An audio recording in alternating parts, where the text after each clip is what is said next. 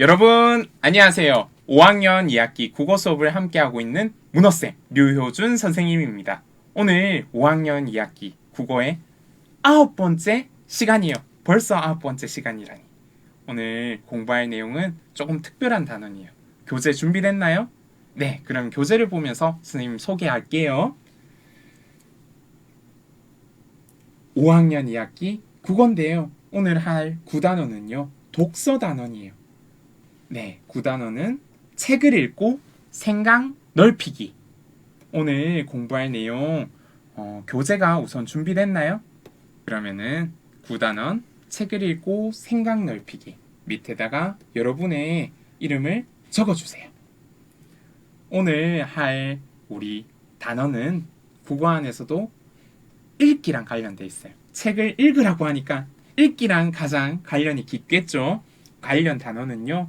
국어책에 9단원으로 표현된 게 아니고요. 독서 단원으로 표현돼 있어요. 독서 단원이 있는 거 알고 있나요? 여러분 국어책에 교과서에 이 부분 있을 거예요. 선생님이 교과서 장면을 가져왔거든요. 이 부분 실제로 여러분 교과서 열어서 독서 단원 여기 있네 하면서 찾아보길 바래요. 책을 읽고 생각을 넓혀요 하면서 이 부분은 우리가 독서를 어떻게 하면 좋은지 함께 독서하는 방법에 대해서 알려주는 독서 단원이에요. 독서 단원은 이렇게 세 가지로 구성이 되어 있네요. 독서를 준비하고, 독서하고, 독서를 마치고 나서 활동하기인데요. 독서 준비는 읽을 책을 정하고 책 내용을 훑어보는 거예요. 우리 도서관 가서든 책의 표지를 보거나 제목을 보고 읽을 책을 정하는 것 있죠. 그리고 아직도 고민돼요. 그러면 책을 꺼내서 한번 안쪽에 어떤 식으로 이루어졌는지, 두께는 괜찮은지, 내용은 괜찮은지, 혹은 내가 찾고 있는 그림이 있는지 이런 것들을 훑어보고 선택할 수 있겠죠. 그리고 독서할 때 어떤 식으로 하는지 질문하거나 비판하며 책 읽기를 할 수 있는데요. 오늘은 선생님 이 독서 중에 하는 활동에 대해서 자세하게 같이 살펴볼 거예요. 알겠나요? 그러면은 여러분 오늘 공부할 내용은요. 질문하거나 비판하며 책을 읽어봅시다. 실제로 여러분이 책을 읽을 때 질문해 본 적 있어요? 혹은 비판해 본 적 있나요? 잘 없다고요? 맞아요. 의식적으로 하지 않으면은 잘 안 해요. 그냥 자연스럽게 책을 받아들이기만 하죠. 근데 분명히 책을 읽다 보면 궁금한 점도 있고 이해가 안 되네, 이상한데 하는 점도 있을 거예요. 그런 것들이 이제 표현해 볼 거예요. 자, 활동 1은 책을 읽을 때 무엇을 생각할 수 있는지 생각할 점을 알 거예요. 그리고 활동 2와 3은 차례대로 질문을 하고 비판하면서 책을 읽어볼 거랍니다. 그럼 이제 활동 1부터 볼까요? 여러분은 책을 읽을 때 무슨 생각을 하나요? 아무 생각 안 한다고요? 혹은 이렇게 대답하는 친구도 있네요. 내 경험과 지식과 연결하면서 비교하면서 책을 읽는다는 친구도 있네요. 맞아요. 이런 식으로 생각을 떠올릴 수 있겠죠. 선생님 여러분들 좀 어려워하는 것 같아서 책을 읽을 때 이렇게 여러 가지를 생각할 수 있다는 거 알려주고 싶어요. 우선은 첫 번째, 질문하면서 읽을 수 있어요. 내가 궁금한 점이 뭔지 스스로 질문하고 답하면서 읽을 수 있어요. 그리고 비판하며 읽기를 할 수도 있어요. 선입견, 과장, 왜곡, 틀린 것은 없는지 꼼꼼히 따지면서 읽을 수도 있겠죠. 그리고 세 번째는 만약 내가 주인공이라면 어떻게 했을지 상상할 수 있겠죠. 상상의 나래를 펴면서 글을 읽을 수도 있어요. 그리고 네 번째, 여러분이 말했던 거네. 내 경험이나 지식을 떠올리면서 읽기. 이거 우리 5학년 2학기 때 같이 공부했던 거잖아요. 그죠? 책을 읽는 동안 책 내용과 관련 있는 내 경험이나 지식을 떠올리면서 읽을 수도 있어요. 그리고 마지막으로 글의 내용이 사실인지 확인하면서도 읽을 수 있답니다. 이렇게 다양하게 우리 책을 읽으면서 생각할 점이 많네요. 평소에 여러분이 이런 활동을 안 했다면 오늘 의식적으로 한번 해볼 거예요. 어떻게 하는지 자세히 지금부터 차근차근 선생님이 보여줄 텐데 우리는 오늘 두 가지 그게 전부 다 하면 너무 많잖아요. 그죠? 질문하며 읽기와 비판하며 읽기를 우리가 한번 해볼 거예요. 질문하며 읽기를 먼저 볼게요. 질문하며 읽기란 질문하며 읽는다는 것이 무슨 뜻일까? 책을 읽으면서 더 알고 싶은 것을 질문으로 만들고 스스로 답을 찾으며 읽는 것이 아닐까? 맞아요. 책을 읽으면서 알고 싶은 것, 궁금한 것 질문 만들고 스스로 답을 찾으면서 읽는 것이에요. 책 속에 답이 드러나기도 하거든요. 예를 들면 위인전을 읽을 때 그 당시 시대 상황에 대해서 궁금한 점을 질문으로 만들 수 있을 것 같아요. 혹은 문학 작품을 읽을 때 그래서 인물의 속마음이 드러나지 않으면 속마음을 알아보는 질문을 할 수 있어요. 그 당시에 시대는 어떠했을까? 분위기는 어떠했을까? 이 사람의 마음은 어땠을까? 이런 식으로 질문을 던지고 그 궁금한 마음을 간직하면서 책을 읽다 보면 더 재미있고 그리고 그 질문의 답을 내가 해갈 수 있겠죠.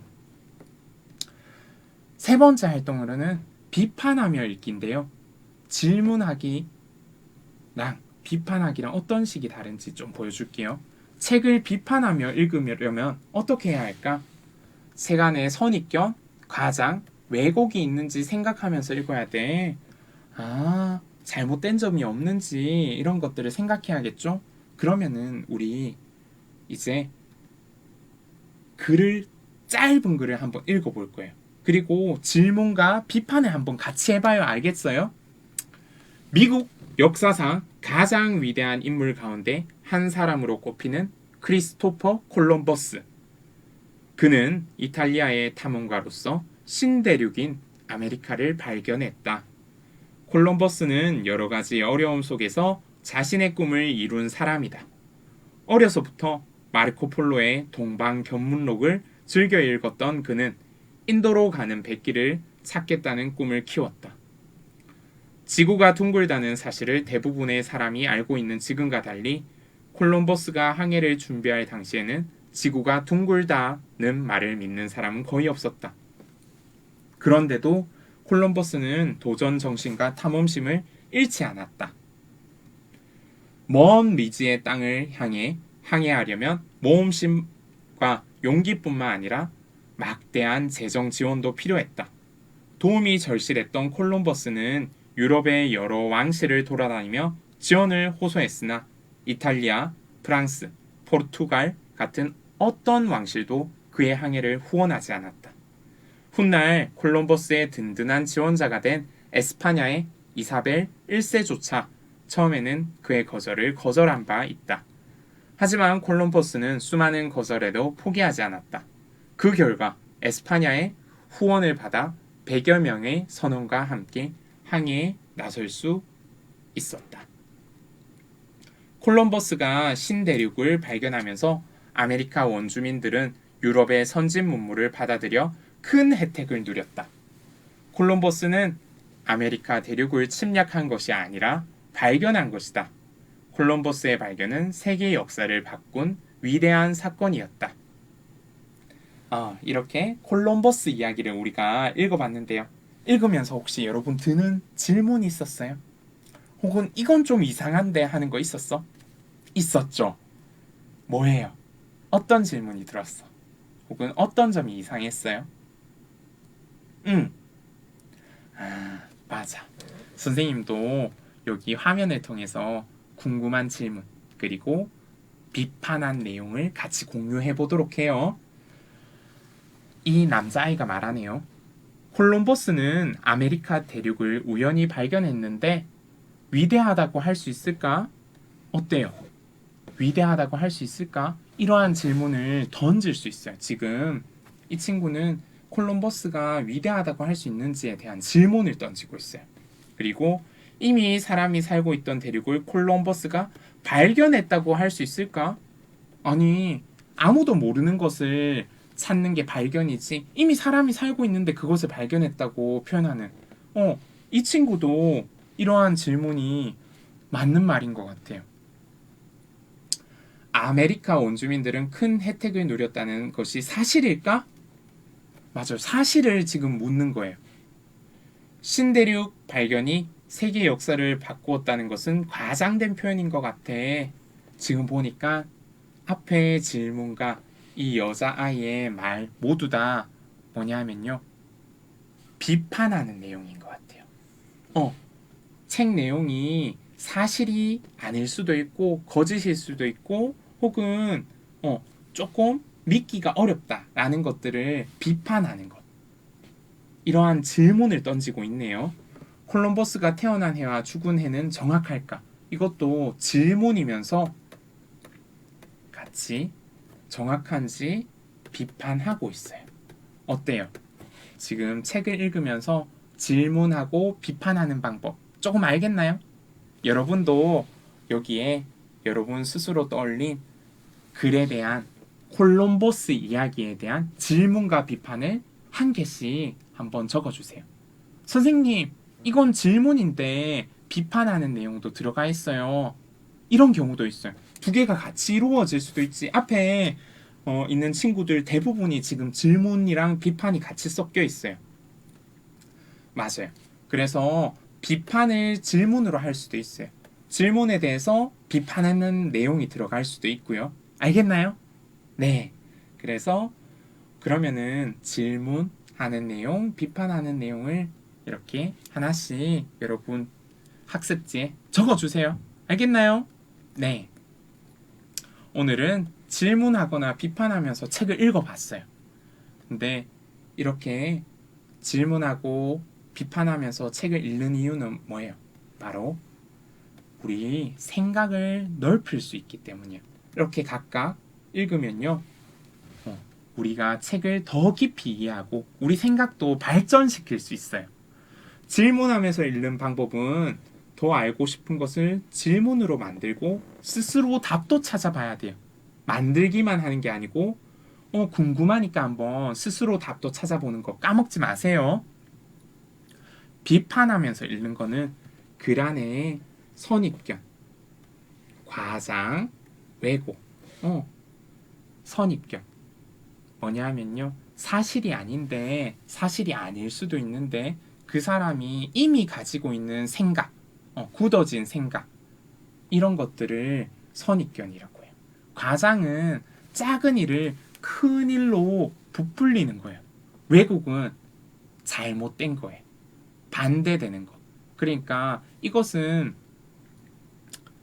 거짓말인데 이것을 마치 거짓말이 아닌 것처럼 맞는 말인 것처럼 하는 것을 왜곡이라고 해요. 이런 식으로 우리가 잘못 생각하는 건 없는지 너무 부풀린 건 없는지 잘못된 건 없는지 이렇게 거짓말은 없는지 비판하면서 읽어야 된답니다. 여러분 이 두 가지는 따로따로 이루어지는 건 아니에요. 질문하면서 질문 안에 비판이 들어갈 수도 있고요. 비판하는 내용을 질문으로 표현할 수도 있어요. 알겠나요? 네. 그러면 질문하고 비판하면서 우리 책을 읽고 생각을 넓혀보길 바래요. 오늘 독서 단어 어땠나요? 어렵지 않았죠? 앞으로 여러분 글 읽을 때, 책 읽을 때 이렇게 생각을 넓히는 질문 던지기 그리고 비판하면서 읽기 한번 실천해보길 바래요. 여러분 그러면은 국어 공부를 마칠 시간이네요. 수고하셨습니다. 다음 시간에 또 만나요. 안녕.